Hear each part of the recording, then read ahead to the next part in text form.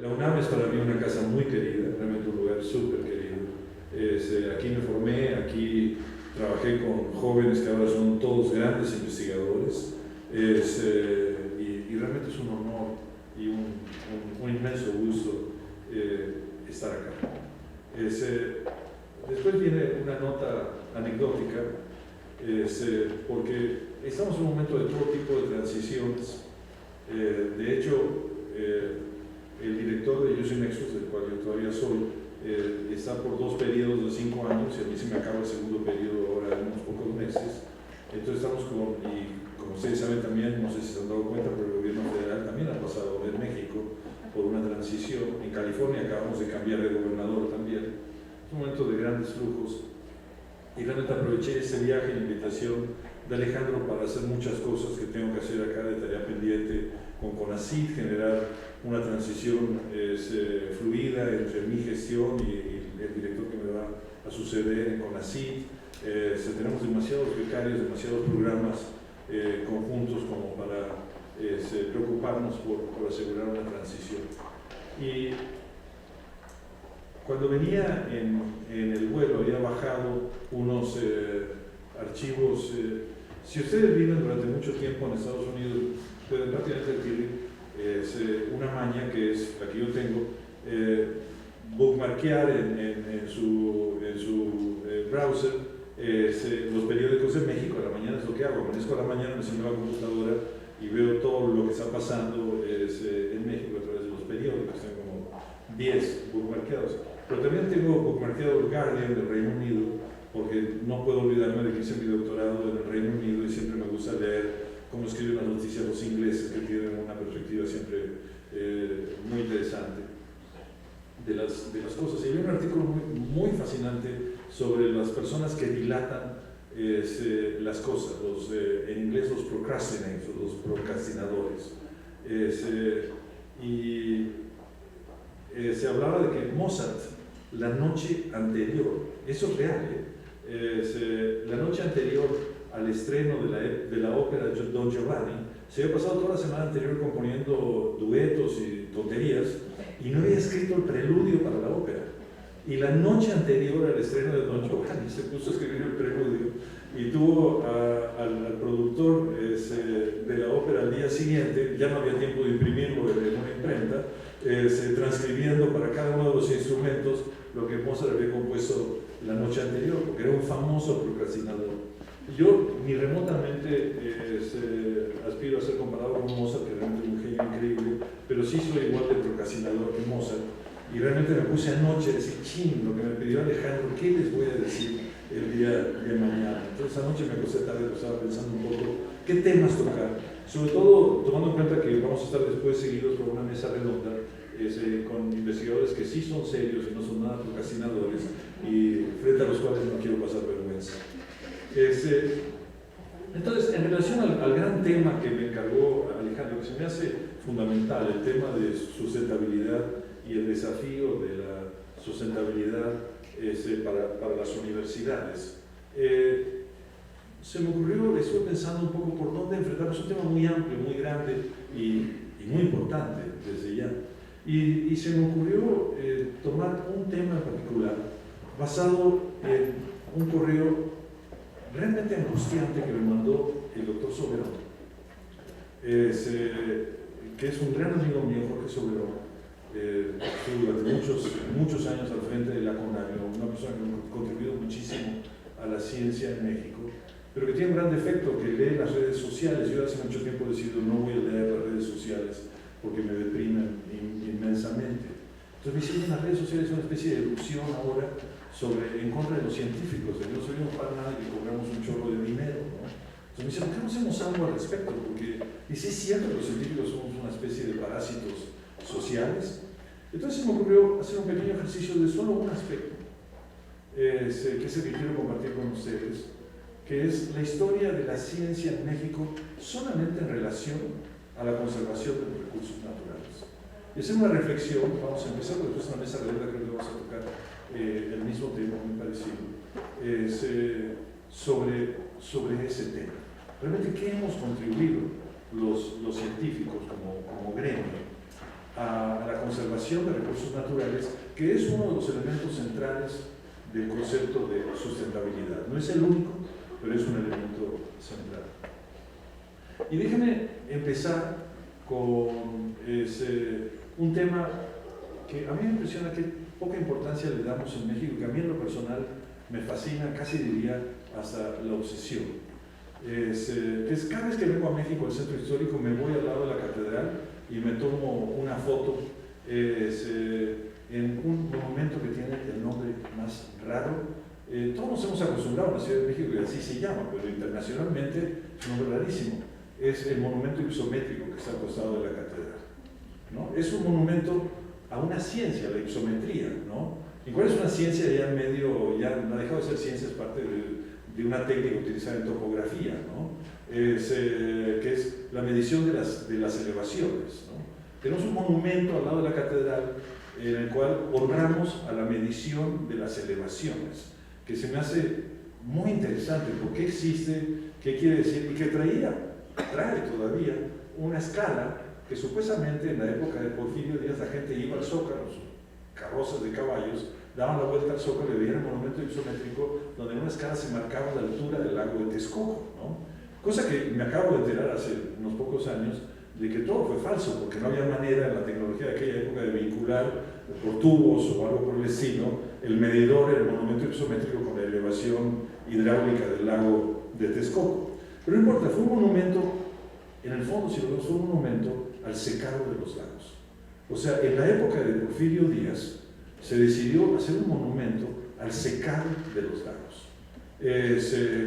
Y eso me lleva a una época fascinante de la historia de México, que es la Ilustración en México. Muchos conocemos la Ilustración en México por la literatura, Juan Ruiz de Alarcón, sobre todo Sor Juana, por supuesto. Pero desafortunadamente la Ilustración científica en México, que fue monumental, no tiene la misma importancia. Casi cualquier joven mexicano que le preguntamos quién fue Antonio de Alzate, lo primero que se acuerda es su nombre de calle, nada más. Y todavía peor, si le preguntamos quién fue Mariano Mociño, el pobre ni siquiera tiene nombres de calle. Casi nadie sabe quién fue Mariano Mociño. Y fue una de las mentes más monumentales en la historia de México. De hecho, Humboldt, que pasó por México por aquellos años, la anécdota no resisto contarla porque es fascinante, no pudo ver a Mociño porque Mociño se había ido a trepar al volcán San Martín en los Tuxtlas, donde acababa de haber una erupción, hizo todo tipo de observaciones científicas detalladas sobre la erupción del volcán San Martín, sobre la naturaleza del basalto, sobre las plantas que estaban colonizando un suelo nuevo. Fíjense, 2 siglos antes del concepto de sucesión secundaria o de sucesión primaria, Mociño lo estaba haciendo y decidió todas sus notas. Hablen de cápsulas del tiempo. Se llevó un cofre en la espalda hasta arriba del volcán San Martín y todas sus notas las guardó en ese cofre para que en el futuro alguien explorando el volcán San Martín encontrara las notas de Mociño y supiera cómo era la erupción del volcán San Martín en el año de 1790, aproximadamente, no sé, un año antes, un año después, pero por ahí.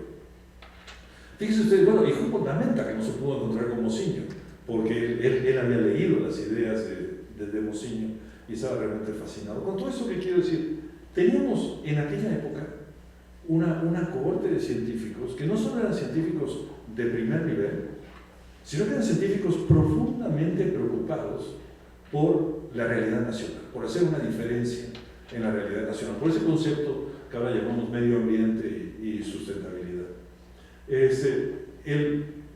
La persona que se honra en el momento ipsométrico es Enrico Martínez, un alemán de nombre Heinrich Martins, y es muy fácil ahora convertirlo en el villano favorito. Era un buen científico, por lo que yo sé, pero él creía, con un estilo de pensamiento muy europeo, que lo que había que hacer era secar los lagos del Valle de México. Y dedicó muchísimo esfuerzo a eso. Antonio de Alzate y Mariano Mociño, por distintas razones, se opusieron. Y Mociño hizo una observación increíble si pensamos que la hizo 120, 130 años antes de Spallanzani, Pasteur y Koch descubrieron las enfermedades infecciosas y los microorganismos. Él veía que donde se secaba el lago y las aguas estaban estancadas, las epidemias pegaban sobre todo a la población indígena. La gente se moría. y donde el agua estaba libre y corría y se movía con el viento y estaba oxigenada, no ocurrían esas epidemias. Y él recomendó no secar los lagos por una cuestión sanitaria. No sabía muy bien la naturaleza de lo que estaba ocurriendo, porque estamos hablando nuevamente 150 años antes de la microbiología, pero la intuyó y se dio cuenta que eso era tremendamente importante. Monsignor hizo una cantidad de contribuciones increíbles. Una, logró convencer al virrey que le diera un barco y se fueron hasta Alaska, hasta Nootka, donde se supone que eran los últimos confines del Imperio Español. Y escribió un libro deslumbrante que se llama Noticias de Nootka, que afortunadamente estoy en la UNAM. La UNAM lo publicó como esas cosas que hacemos a veces en la UNAM y en otros lados, una edición padrísima, en la cual yo tengo una copia, imposible de conseguir, con unas ilustraciones en papel brillante, en papel washi, buenísimas y no sé qué, pero yo creo que habría que imprimir Noticias de Nootka en una edición mucho más barata para todos los estudiantes, porque muestra el nivel de la ciencia mexicana en aquella época. Monsignor, siendo biólogo, hizo el único diccionario del lenguaje nutqués, como lo llamaba él, el lenguaje esquimal de aquellos años. Tiene un diccionario completo de cómo hablaban los esquimales de lo que es actualmente el canal de Puget en aquellos años. Y acaba con una serie de recomendaciones para el virrey, que si las vemos hoy, son deslumbrantes. Pensemos que lo estaba haciendo unos 30, 40 años antes de la invasión napoleónica a España y el inicio de la emancipación en América Latina. Dice el virrey que está demasiado preocupado por la extensión del imperio, que es imposible mantener un imperio de ese tamaño. Él se encontró con Nootka y estuvo platicando con el general Vancouver, un inglés que estaba también preocupadísimo por expandir el imperio británico, y en esa misma zona, y le sugiere que se concentre en California. Dice, estamos perdiendo California, que es un lugar maravilloso. México nunca debería perder California. Ese es él, 40 años antes ya preveía que se podía perder parte de lo que luego perdimos con la guerra México-americana, y le hace una serie de recomendaciones al virrey que, si las vemos el día de hoy, tiene una vigencia increíble, una vigencia fundamental.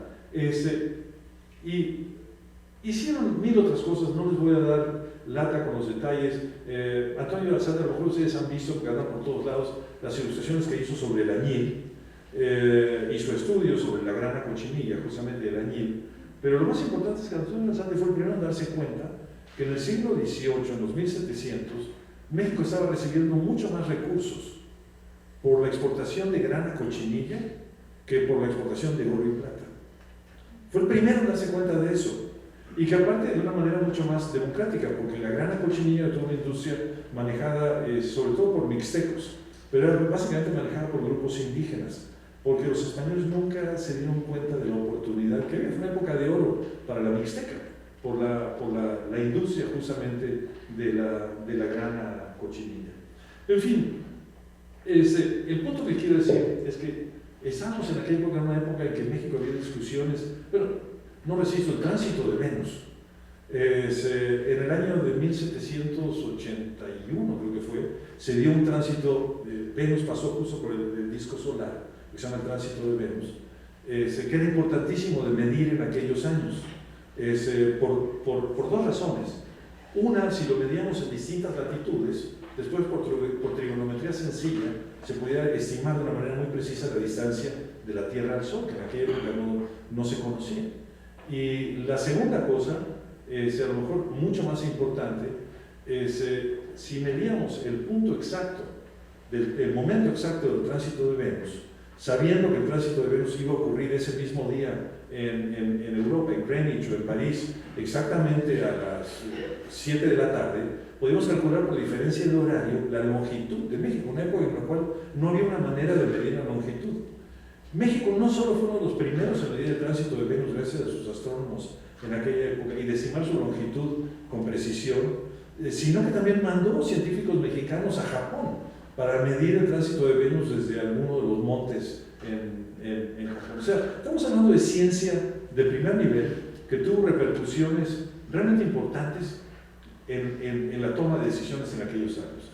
Como muchas veces nos pasa a los científicos, no fueron las buenas, porque al final ganó Enrico Martínez, el alemán, en el secado de los lagos, convenció al virrey de construir inicialmente el túnel de Nochistongo, después convertido en el Tajo de Nochistongo, y toda la secuencia de obras de secado de los lagos que se han dado desde entonces contra la opinión del SATE. Pero quiero hacer nada más una mención a la importancia del pensamiento científico de aquellos años, y sobre todo muchos de ellos desde lo que es actualmente la Universidad Nacional, en aquella época la Universidad Pontificia de México, donde Alzate, por ejemplo, trabajaba en el Departamento de Botánica, que es el Gabinete de Botánica, se llamaba en aquellos años, que es más o menos el Instituto de Biología. Desde ahí estaban emitiendo opiniones que pesaban de una manera fundamental en la manera como se gobernaba el país y cómo se tomaban decisiones. Digamos, el punto que quiero hacer con esto es que a lo mejor no lo llamábamos sustentabilidad, porque el concepto apareció mucho más tarde, pero que la preocupación de los científicos mexicanos y en la Universidad Nacional por los grandes temas nacionales tiene por lo menos 250 años, y yo quisiera creer que más también. No es una cosa nueva. Déjenme pasar ahora al siglo XX, donde también hubo un momento de gran erupción en la ciencia. Una de las primeras cosas, como verán ustedes, yo no soy historiador de la ciencia, y si soy historiador espero que no me tire jitomates, pero sí es un tema que me fascina, porque siento que entendiendo cómo evolucionamos los científicos también podemos entender mucho de nuestra labor y de nuestra responsabilidad con la sociedad. Es muy importante a veces echar una mirada hacia atrás. En el año de 1937-38,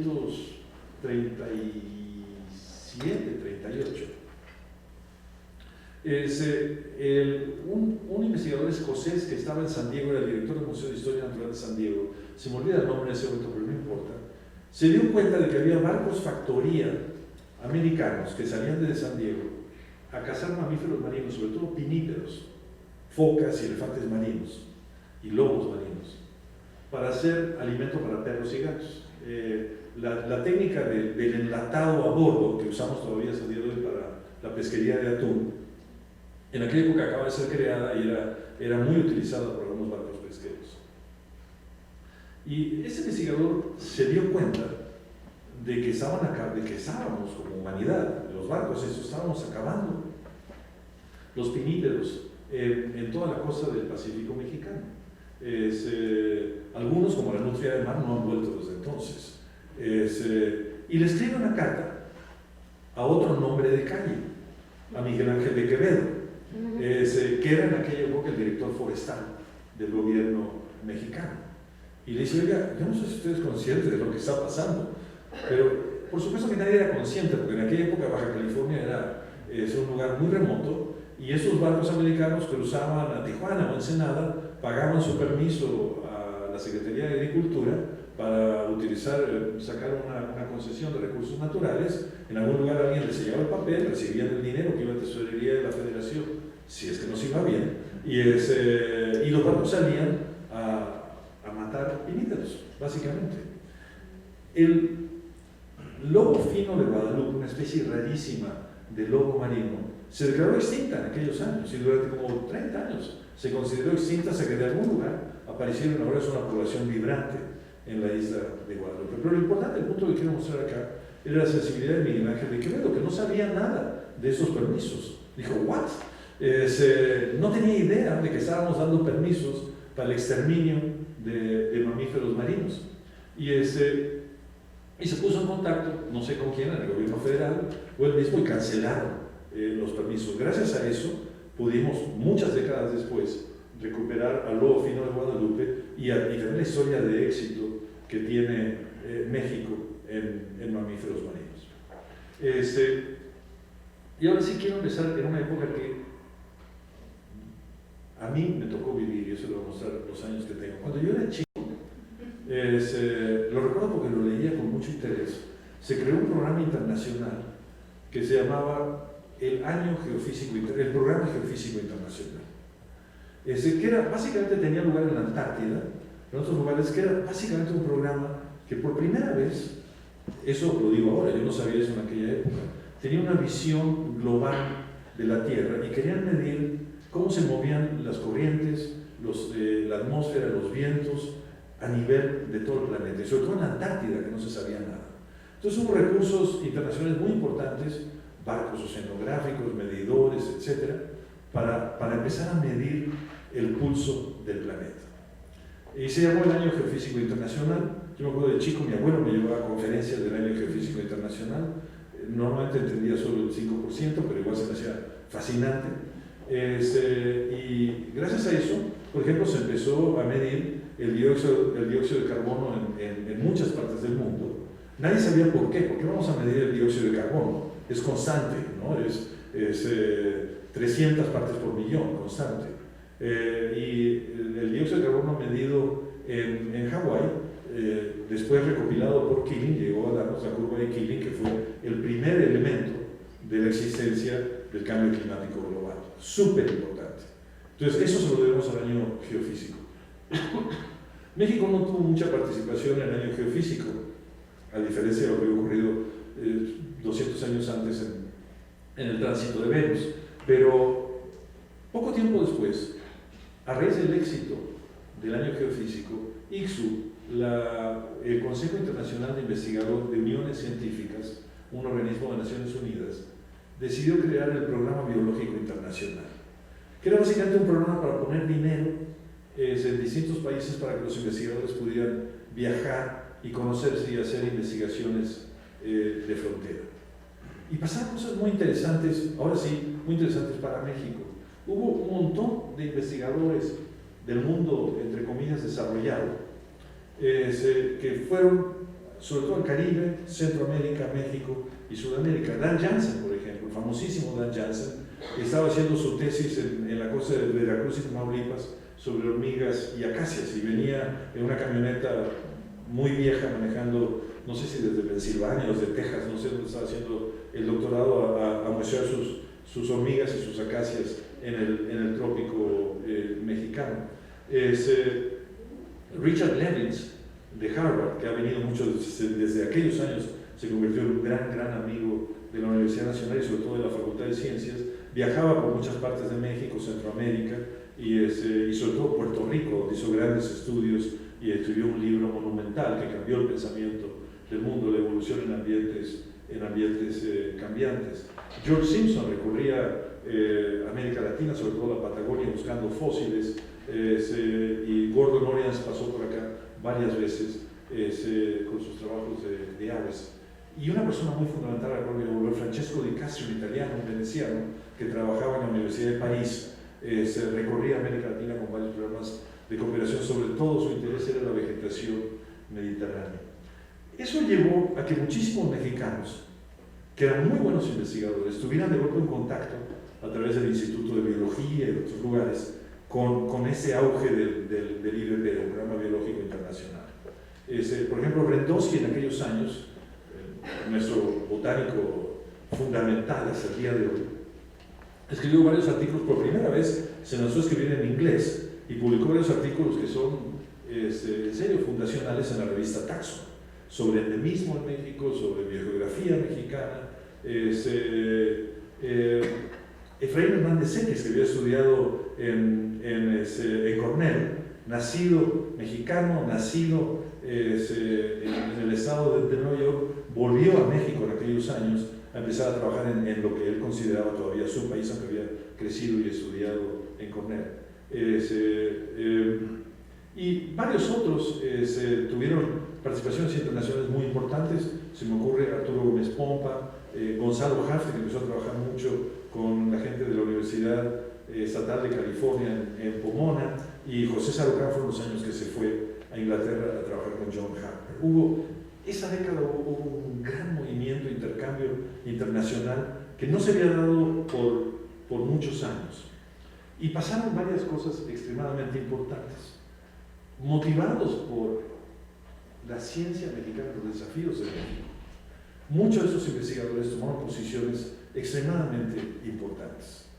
Una que para mí es así, quizás marca un hito fundamental, fue lo que podemos llamar la Guerra de Oxpanapa. Arturo Gómez Pompa, en aquella época en el Instituto de Biología, se entera de un programa promovido por el gobierno federal del presidente Echeverría y la Comisión Nacional de Desmontes, para desmontar el Oxpanapa y convertirlo en tierras entre comillas, las pongo yo, productivas. Realmente estaba impulsado en aquella época por la Comisión Federal de Electricidad, que quería hacer una gran presa en Oaxaca y tenía un problema inmenso de desplazados indígenas, zapotecos, que no sabían dónde ponerlos y decidieron abrir tierras agrícolas en Uxmalapa y llevarlos para allá.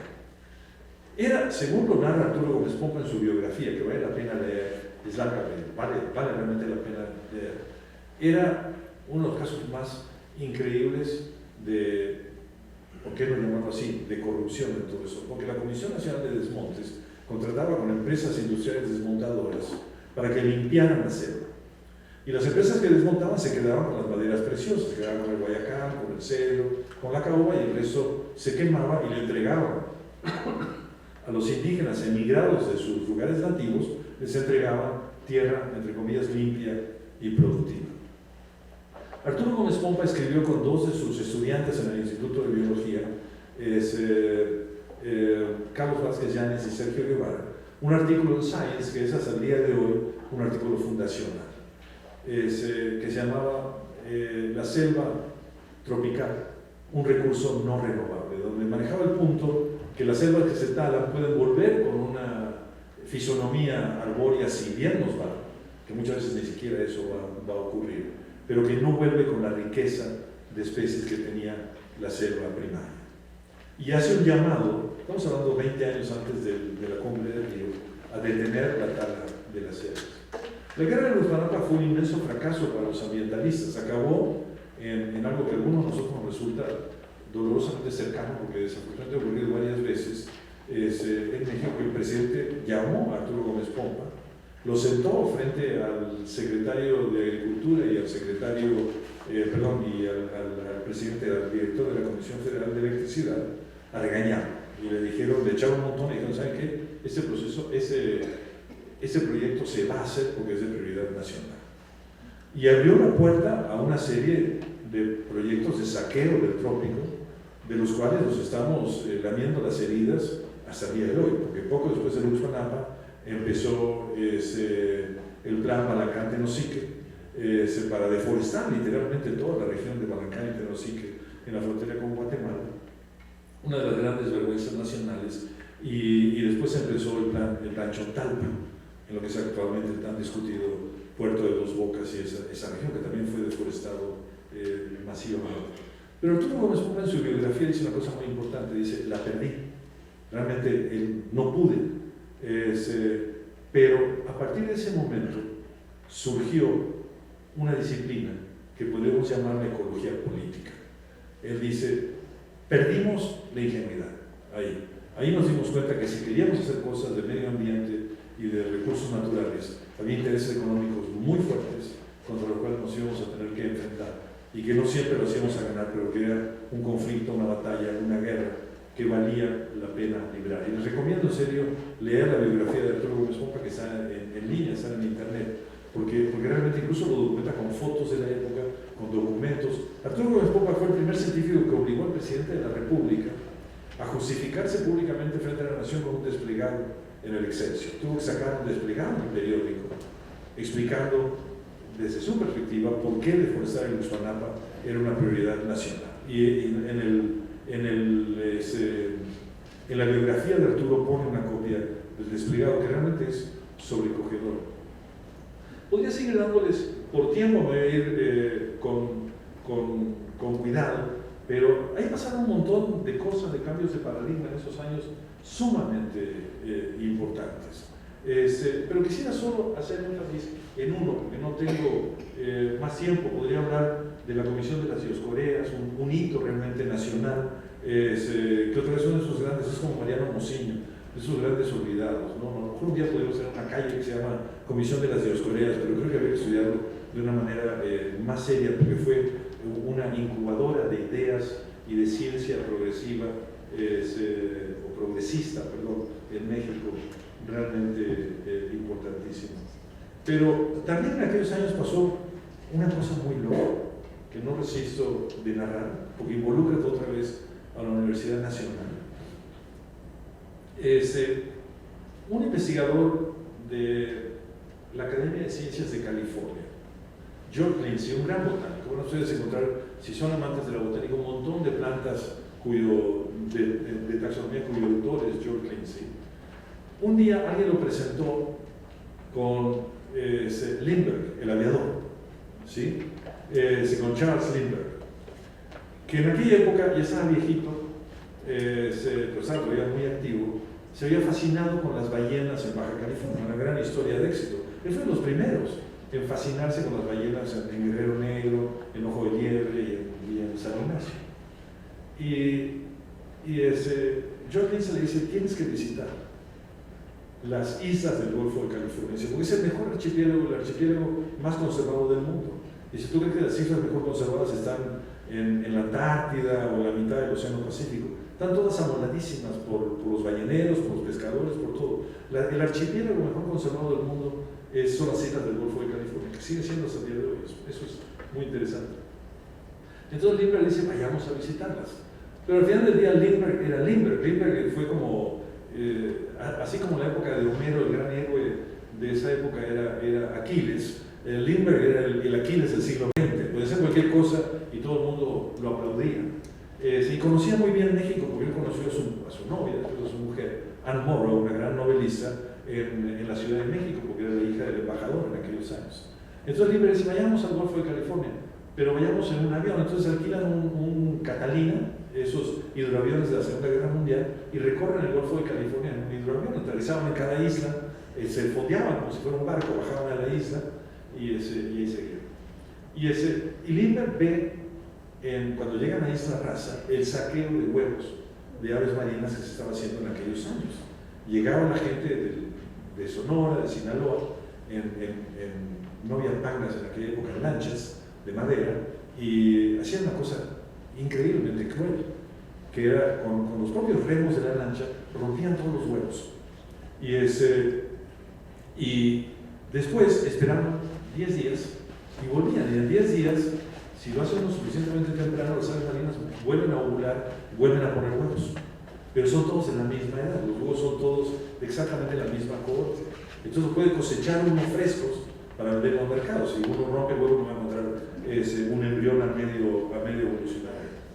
Entonces Lindbergh ve eso, se le hace una crueldad insólita, y una semana después le habla a George Lindsay y dice, vamos a México. Dice, ¿cómo? Sí, ahora vente al aeropuerto. Entonces se suben a un avión de American Airlines, así va la historia por lo menos, y ya volando, Lindbergh va al cockpit, eso fue antes del 11 de septiembre, toca la puerta del cockpit. Ahora imagínense ustedes que ustedes son pilotos de un avión, alguien toca la puerta, lo abre y está Lindbergh, ¿no? Es como que bajó Diosito a la tierra, ¿no? Lindbergh, ¿no? Imagínense, el papá de la aviación. Y dice, denme el radio, quiero hablar a México. Entonces, ya volando desde San Francisco, habla por el radio, dice al aeropuerto, avisen al presidente, era otra vez Echeverría, que voy a verlo a la Ciudad de México. Echeverría estaba en China en ese momento, en el famoso tour de Echeverría a China, y no lo puede recibir, pero llegaron todos los ministros de Echeverría, lo reciben, lo llevan a Palacio Nacional, y estaba sobre todo el secretario de Comunicaciones y Transportes, el gerente de aeropuertos, todos, esperando que les hable de alguna propuesta nueva de aviación. Y Lindbergh le saca un mapa del Golfo de California y se empieza a hablar del charrán elegante, de las aves marinas y de las ballenas, y los cuates no tenían la menor idea. Si ustedes alguna vez han interactuado con secretarios de gobierno, se puede imaginar, porque aparte lo narra Lindsay, llamaban desesperados a sus asistentes y decían, pásame una tarjeta informativa, cabrón, no sé de lo que está hablando este cuate, ¿no? Y entonces, después de eso, Lindbergh y George Lindsay hacen contacto con el maestro Bernardo Villa de la Universidad Nacional, que conocía el fenómeno de Isla Raza, y dicen, vamos a hacer algo. Entonces, conjuntamente es un movimiento de pinzas entre la Universidad Nacional, la Academia de Ciencias de San Francisco y Charles Lindbergh, a meterle presión al presidente Echeverría de que hay que proteger las islas del Golfo de California. Y así salen los primeros decretos de conservación de las islas del Golfo de California. En buena medida, gracias a la preocupación de Lindbergh, pero también gracias a la existencia de investigadores en la Universidad Nacional que toman esa idea y dicen, sí, vamos a hacer algo, y se ponen a trabajar juntos. Pero bueno, suficiente de anécdotas generales, o más bien la última y gran anécdota que tengo que compartir con ustedes. Me lleva a la mente una persona que me mencioné hace un rato, Francesco Di Castri. Francesco Di Castri era un científico italiano, de hecho veneciano. Los venecianos siempre argumentan que ellos no son italianos, como los catalanes siempre argumentan que ellos no son españoles, ¿no? Pero ahí les dejo la discusión a ellos, no me quiero meter. Pero Francesco era veneciano, yo lo conocí bien, afortunadamente ya falleció. Y en algún momento trabajaba para la Universidad de París.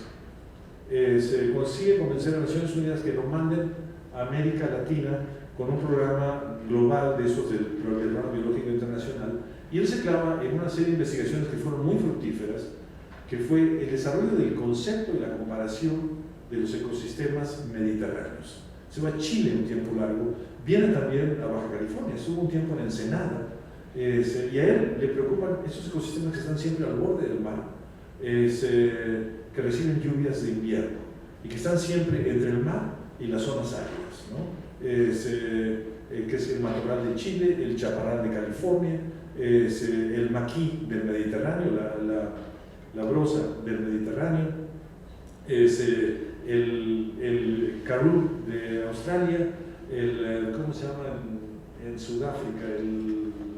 En fin, el matorral sudafricano, que también tiene un nombre. Son todos muy particulares y solamente ocurren en algunos lugares del mundo. Entonces se pone a estudiar eso y empieza a visitar Chile, empieza a visitar México, está en California, etc. Y en sus viajes conoce a Gonzalo Hafter y Arturo Gómez Pompa. De hecho, se hacen muy amigos. Poco tiempo después, sacan varios libros, unos con Goodall, sobre los grandes ecosistemas del mundo, y un montón de cosas extremadamente influyentes. Y poco tiempo después lo nombran, le dan un puesto en UNESCO para crear un nuevo programa de conservación de la naturaleza. Y saca una serie de paradigmas realmente muy interesantes, Francesco, en colaboración con varios investigadores en el mundo, pero ahí jugó un papel muy importante Arturo Gómez Pompa y Gonzalo Hafter. Dicen, el esquema anglosajón de los parques nacionales no funciona en América Latina. Es un esquema que no funciona. Agarrar un pedazo de área muy grande, bardearle, meterle llave, y aquí no entra nadie y eso se protege, y nomás llegan los habitantes urbanos a pasar el fin de semana en tiendas de campaña o en campers. Eso en América Latina no funciona. Necesitamos otra manera de hacer las cosas. Y empiezan a pensar, si vamos a conservar los grandes ecosistemas del planeta, tenemos que hacerlo con la gente y no en contra de la gente. No podemos excluir gente para hacer conservación. Tenemos que traer poblaciones humanas a la conservación y tenemos que trabajar sobre todo con grupos tradicionales, indígenas, que han conservado los recursos naturales para hacer programas de conservación con ellos y no contra ellos. Y así surge un programa de Naciones Unidas que se llamaba MAP, MAP, todavía existe, por las siglas Man of the Biosphere, y genera un concepto muy interesante que es el concepto de reservas de la biosfera. Y dicen, un área protegida no puede ser, dicen, incluso ellos argumentaban, no se puede usar el concepto de preservation, que suena como guardar mermelada en un bote y esterilizarla, ¿no? Preservación. Dicen, tenemos que hacer programas de conservación con la gente. Y alrededor de las zonas protegidas tiene que haber mecanismos de uso. Por primera vez, en mi conocimiento, se usa todavía de una manera un poco marginal de uso sustentable. También nos llamaban zonas de amortiguamiento,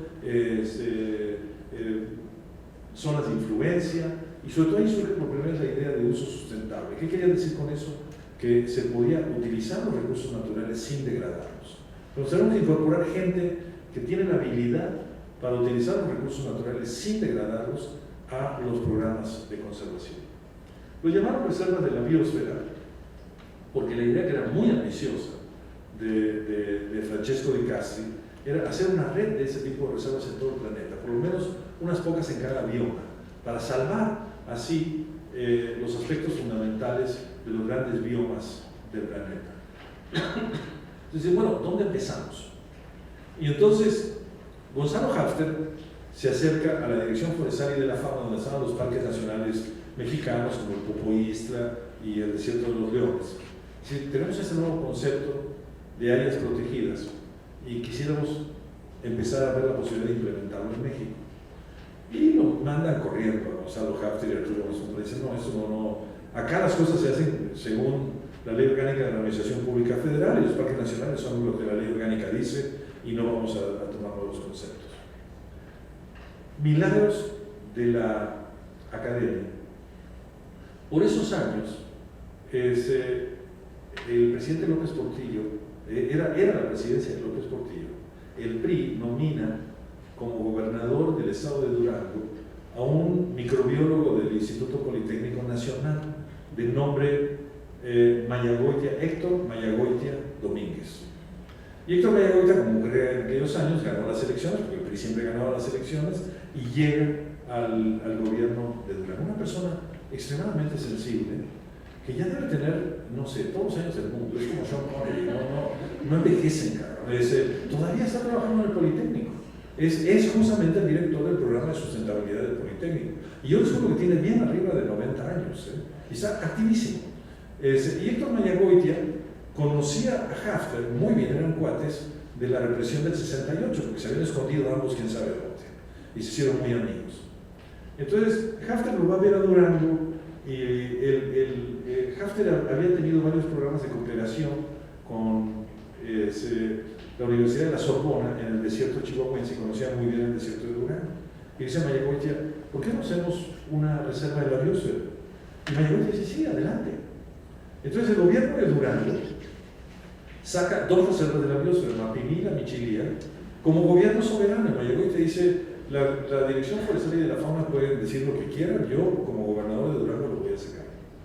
Y ya sobre el final del sexenio, no, mediados del sexenio de López Portillo, la UNESCO invita a Mayagoitia con honores de jefe de Estado, y a Gonzalo Hafter y a Arturo Gómez Pompa, ambos con honores de grandes científicos, a presentar las reservas de la biosfera mexicanas, Mapimí y la Michilía, más bien las reservas de la biosfera duranguense, en París, en UNESCO, en un gran evento, porque son de las primeras reservas de la biosfera en el mundo, el primer país en abrazar el programa del hombre y la biosfera y convertirlo en un programa dentro del país fue México, o más bien, digamos, el primer en hacerlo fue Durango, fue el estado de Durango, gracias a la existencia de un gran investigador científico en Durango. Bueno, imagínense ustedes la cara de los técnicos de la Dirección General Forestal y de la Fauna cuando de golpe, por encima del gobierno federal, las Naciones Unidas están reconociendo a nivel global, a nivel mundial, y rindiendo honores al programa de un Estado mexicano. Ahí hubo varios años de tensión y de conflicto, pero voy a hacer la historia larga, se la voy a hacer corta. Al final del día, el esquema de áreas naturales protegidas en México, la propia CONAP, y los mecanismos de áreas protegidas llevan las categorías de áreas protegidas que 20, 30 años antes se habían imaginado en algún laboratorio por ahí, Arturo Gómez Pompa, Francesco Di Castro y Gonzalo Hafter. Quería mencionar eso no es lo único, y ya creo que voy a ir cerrando mi intervención para dar chance a la mesa redonda, pero quería mencionar esto, porque para mí es un ejemplo muy bonito de muchos otros, en los cuales la intervención de un grupo de científicos, con una idea clara, con una motivación clara, puede cambiar la manera como se hacen las cosas.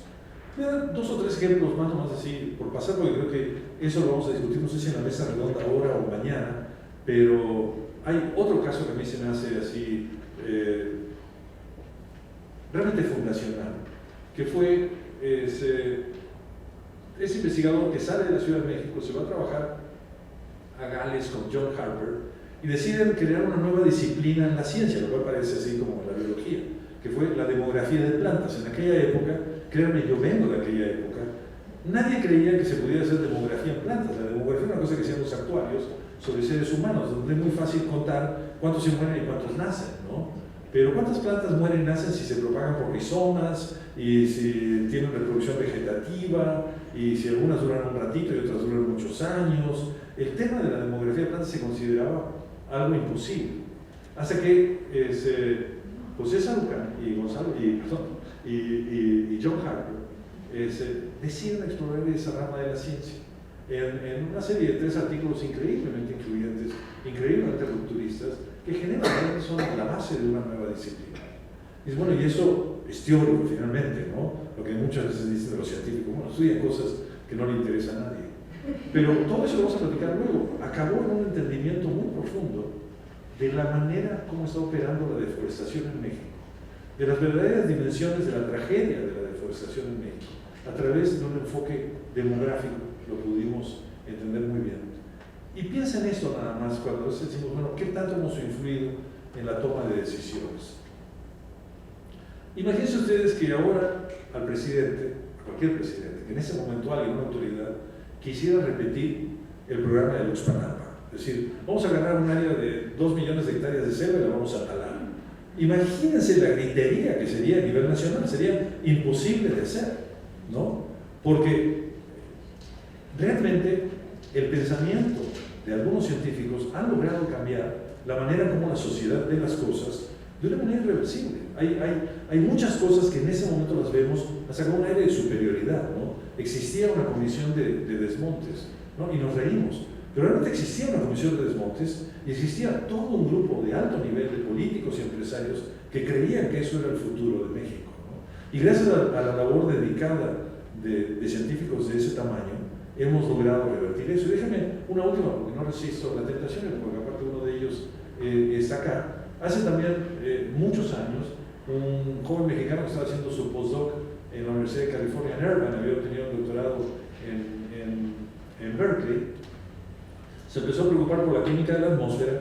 Se llamaba Mario Molina, publica su primer artículo sobre el impacto de los clorofluorocarbonos en la química, en la troposfera y la pérdida de la capa de ozono, que fue uno de los artículos más decisivos en la historia ambiental de la humanidad.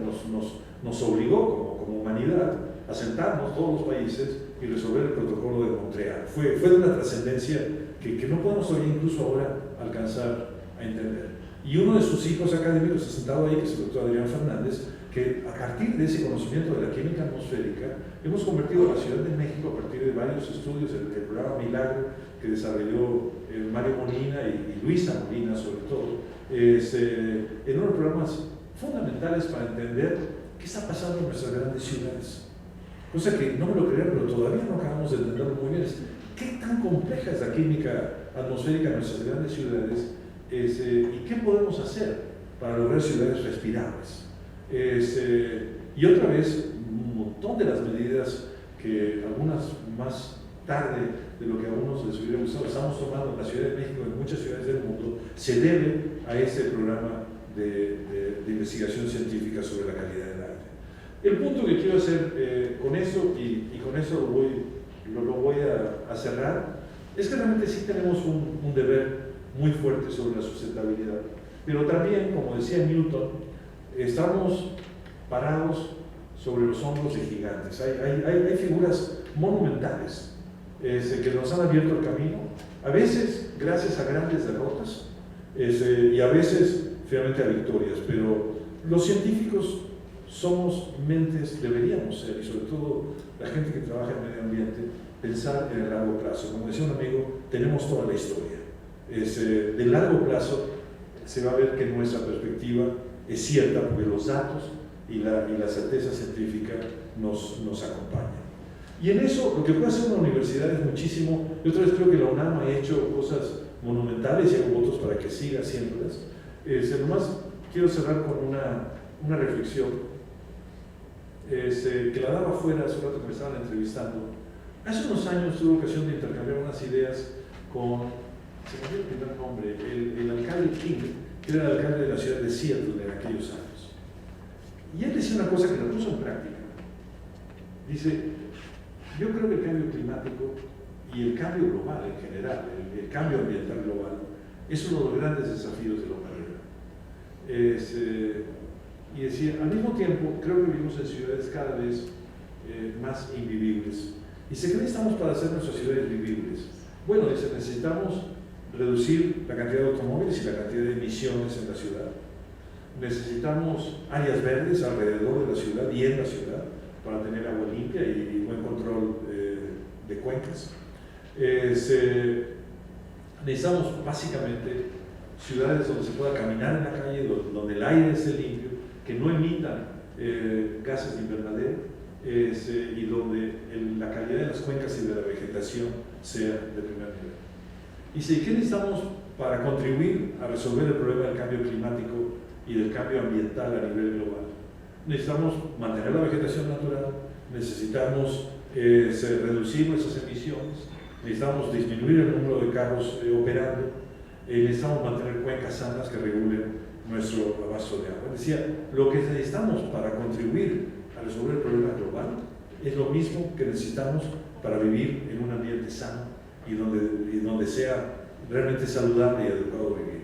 Es el gran desafío, darse cuenta de eso y convencer a nuestros tomadores de decisiones que ese es el gran desafío que necesitamos, que no hay una contradicción entre el entorno inmediato y el entorno global, que la agenda de acciones es exactamente la misma, realmente. Y las civilizaciones que lo han implementado, algunas a nivel de ciudades, como Seattle, por ejemplo, que se ha convertido en la ciudad más vivible de Estados Unidos, tan es así que ahora su desafío es que todo el mundo quiere vivir en Seattle, porque no hay carros, porque hay buen transporte público, porque hay áreas verdes por todos lados, porque hay un bosque maravilloso. Entonces ahora el problema de Seattle es que la están amando hasta matarla, ¿no?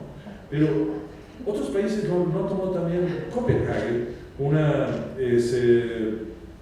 un país súper interesante, 80% de un país que no tiene montañas ni presas, 80% de la energía eléctrica de Copenhague es producida eólicamente y es sustentable y van por más. Prácticamente no hay carros porque se lo han hecho imposible a los habitantes, hay excelente transporte público y exportan tecnología alrededor de la energía eólica y les va económicamente muy bien. Nadie puede pensar, según las estadísticas de Naciones Unidas, Finlandia, Copenhague, Suecia, Noruega, son los países con mejor calidad de vida en el mundo.